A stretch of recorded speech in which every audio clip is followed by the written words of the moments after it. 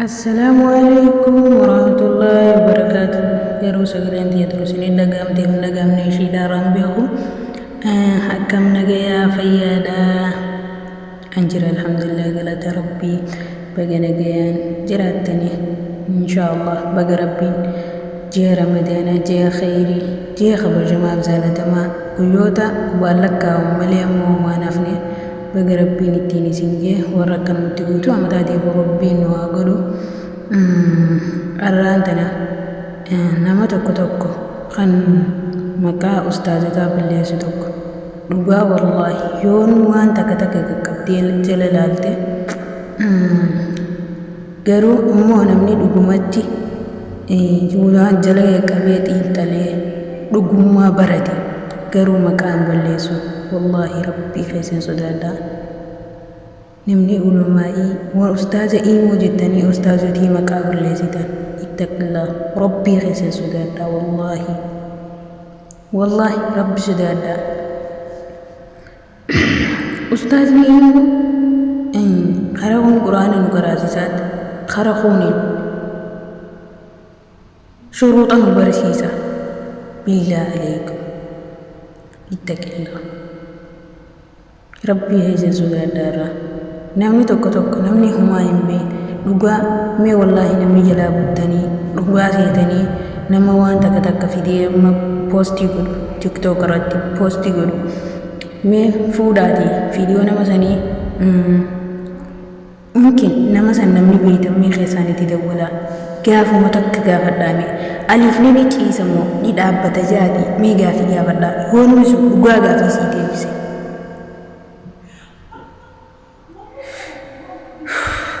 Akkasi ani achumarraa waan takka qooddadhe garuu ani mataa kayyarraa nama markaza imoo keessatti quraana qara'u waan sanirraa waan ustaaziin nu barsiise waan ustaaziin nu barsiisu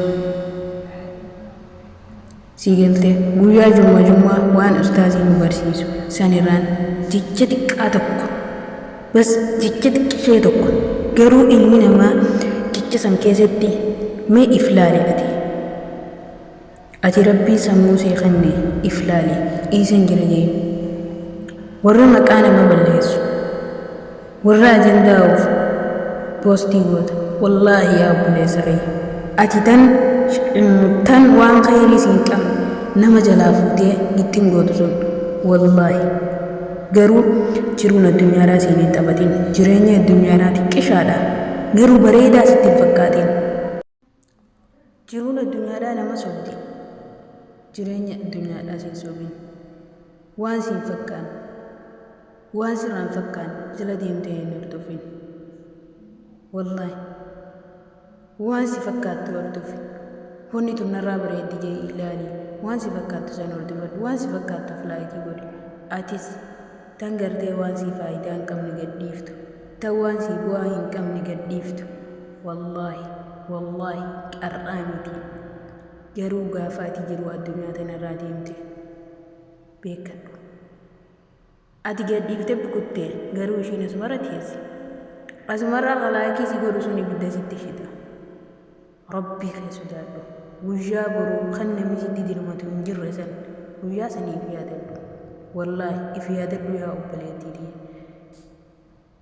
jiruun addunyaadhaatu xiqqishoodha ardhamoo boruun jiraa hin beeynu arruma asirra teenya arra maqaa namaa balleessina ati tan maqaa namaa balleessitu sun garuu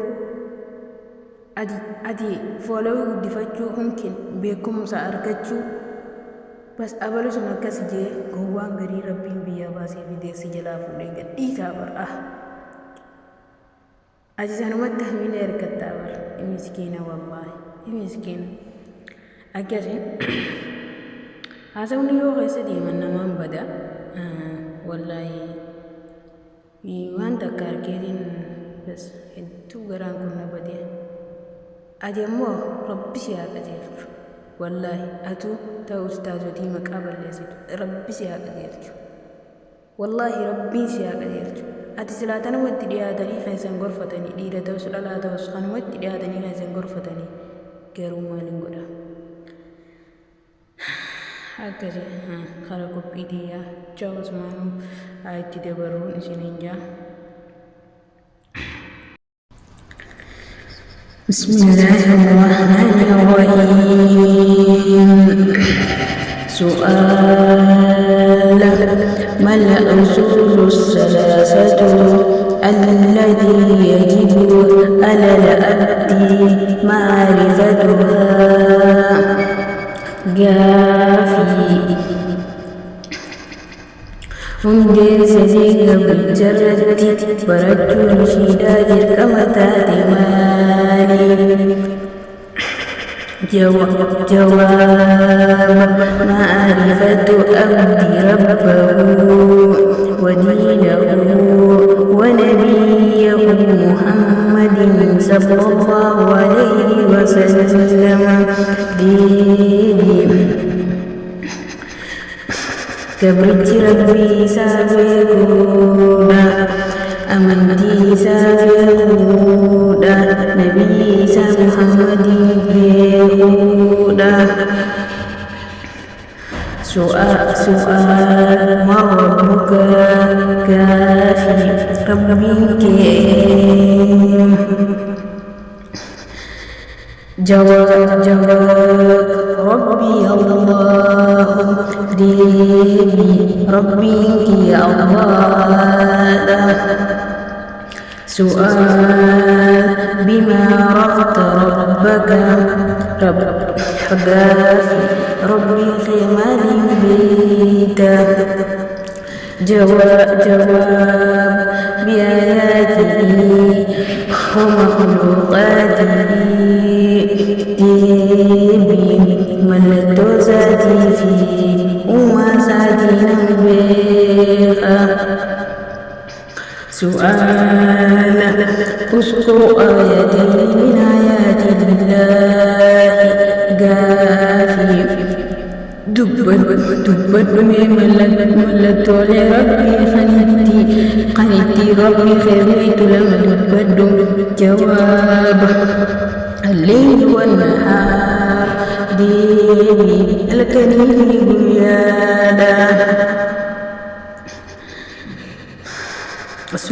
سؤال: اذكر مخلوقين من مخلوقات الله. كافي دبت أمة ربي إرى كانت ربي بيت لما دبت. جواب: السماء والأرض ديني سمي في دجيدا.